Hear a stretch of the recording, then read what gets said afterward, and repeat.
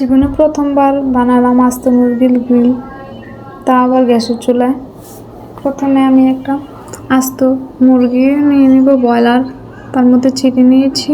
চিনি নিয়ে ভালো করে ধুয়ে তার মধ্যে 2 চা চামচ টক দই নিয়ে নিয়েছি।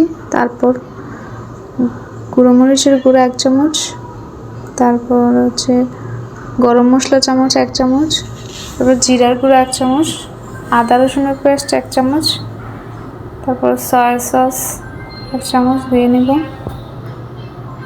লবণ 1 চামচ। এগুলো দিয়ে ভালো করে মাখিয়ে নেব মুরগিটা, যেন ভিতরেও প্রবেশ করে মশলাগুলো। ভালো হলে ম্যারিনেট করে আমি নর্মাল ফ্রিজে 2-3 ঘন্টা রেখে দিয়েছিলাম।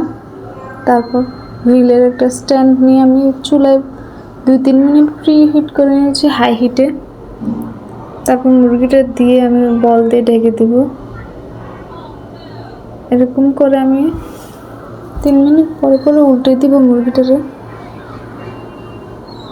3 মিনিট পর পর উল্টে দিলে কি হয়, আর পুড়বে না, ভালোভাবে হবে। চতুর্দিকে উল্টে দিব। তারপর মুরগির ম্যারিনেট করা যে মশলাটা ছিল তার মধ্যে আমি কিছুটা তেল দিয়ে এটার মধ্যে মুরগিটার মধ্যে একটু একটু করে ব্রাশ করে দিব।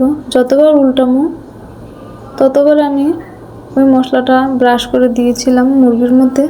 এরকম করে উল্টে উল্টে আমি প্রায় আধা ঘন্টার মতো রান্না করে নেব মুরগিটারে। আমি প্রথমে ভাবছিলাম হইব কি হইব না চুলায়, তারপরে এরকম দেখে বানায় দেখলাম রেস্টুরেন্টের থেকে ভালো, বাসায় এরকম ভালো হয়। পোড়া পোড়া গন্ধটাও আসতেছিল মুরগির থেকে, একদম রেস্টুরেন্ট স্টাইলের। আগে বানাইছি ফ্রাই প্যানে, কিন্তু এরকম আস্ত বানাইনি।